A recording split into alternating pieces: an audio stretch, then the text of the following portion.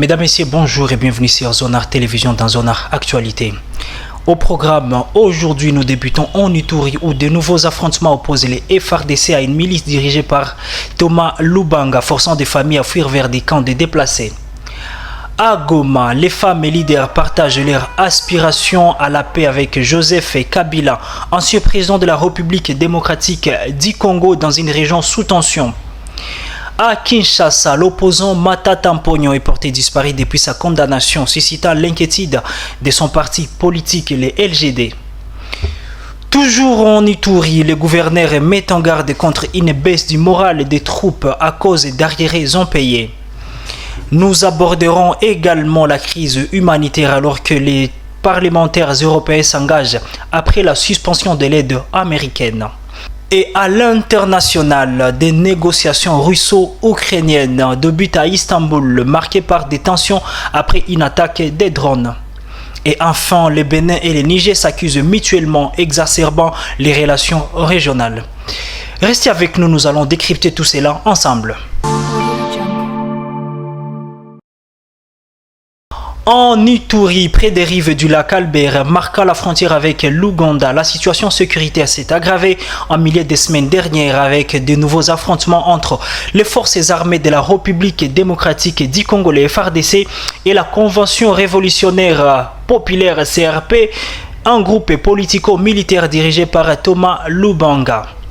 Cet ancien seigneur de guerre, figure marquante de la deuxième guerre du Congo, fut condamné en 2012 par la Cour pénale internationale à 14 ans de prison pour enrôlement d'enfants soldats, une peine qu'il a purgée avant sa libération conditionnelle en 2020. Les hostilités qui ont débuté fin février près de Nyamamba se sont intensifiées en mai, forçant des familles d'habitants à fuir. Parmi eux, Charlotte, une mère de famille, témoigne depuis les camps de déplacés de Nyamusasi près de Chomia. J'ai perdu mes frères, mes sœurs et ma mère dans ces combats. Sous ces hangars avec mon fils, la vie est un calvaire. Nous supplions pour la paix à Nyahamba. Depuis le 28 février 2025, 66 familles ont rejoint ces camps, accusées par l'armée d'abriter des miliciens CRP. Les déplacés, souvent issus de la communauté des Ema, dénoncent des amalgames. Robert Souzun-Mangué confie. Les soldats nous arrêtent au barrage, volant nos téléphones et argent, nous prenant pour des rebelles. Le gouverneur militaire Johnny Luboya décrit la CRP comme une évolution des anciennes milices autodéfense ou Zaïre, initialement créées pour protéger les Ema contre d'autres groupes armés, mais désormais en conflit direct avec les FARDC de la République démocratique du Congo. Face à ces combats asymétriques, il met en garde contre les risques de dommages collatéraux. Les experts de l'ONU, dans leur dernier rapport évoquant des connexions en direct entre Lubanga et l'AFC 123, bien que les CRP nient toute affiliation, ces violences qui aggravent la crise humanitaire soulignent l'urgence d'une solution en Ituri. Pendant ces temps à Goma, les femmes élèvent leur voix pour la paix face à Joseph Kabila. Samedi 30 mai 2025 à Goma, dans le Nord Kivu, Joseph Kabila, ancien président, en ce jour controversé en Goma, République démocratique du Congo, a rencontré les femmes leaders de la ville. Ces dernières, porteuses d'un message poignant au cœur d'une région partiellement occupée par le M23 depuis 6 mois, ont exprimé leurs aspirations centrales. Le rétablissement de paix. Elles ont brossé un tableau sombre des conditions sous le contrôle de rebelles marquées par des tueries, des arrestations arbitraires et une crise économique dramatique due à la fermeture des banques qui paralyse la vie quotidienne. Liberta Rubumba Buratwa, médiatrice pour la paix à Rutshuru, a pris la parole. Nous avons dit à l'ancien président que nous voulons la paix, non à la balkanisation. Le Congo doit rester uni. Ce sont nos enfants qui entrent dans la brousse ou rejoignent les rebelles. Nous exigeons d'être impliqués dans tous les processus de paix à venir. Cette rencontre, bien que qualifiée de cordiale par certains, intervient dans un contexte étendu où Kabila est accusé par Félix Antoine Tshisekedi de soutenir le M23. Ces dialogues reflètent le désespoir des familles affectées et leur volonté d'être des actrices du changement, tout en posant la question de la légitimité de Joseph Kabila comme médiateur dans une ville sous tension. Une autre crise politique secoue Kinshasa avec la disparition d'Augustin Matata Mponyo.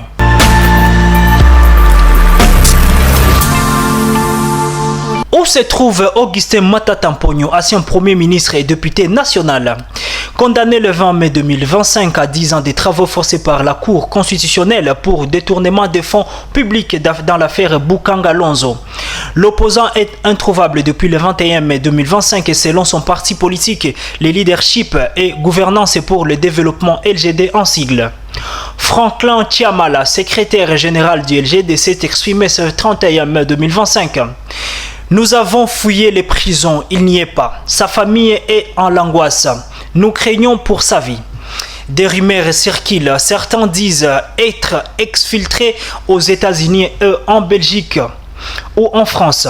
Tandis que des images prétendent le montrer dans des pirogues ou prisons ont été démenties. Le gouvernement rejette ces allégations qualifiant les dirigeants du LGD de plaisantants suggérant une fuite clandestine. La fille de Matata Mponyo a vu son passeport confisqué le 30 mai 2025, bloquant son voyage aux États-Unis, un acte que le LGD dénonce comme une intimidation. Les partis politiques tient le pouvoir responsable de sa sécurité et contestent la décision judiciaire comme inique.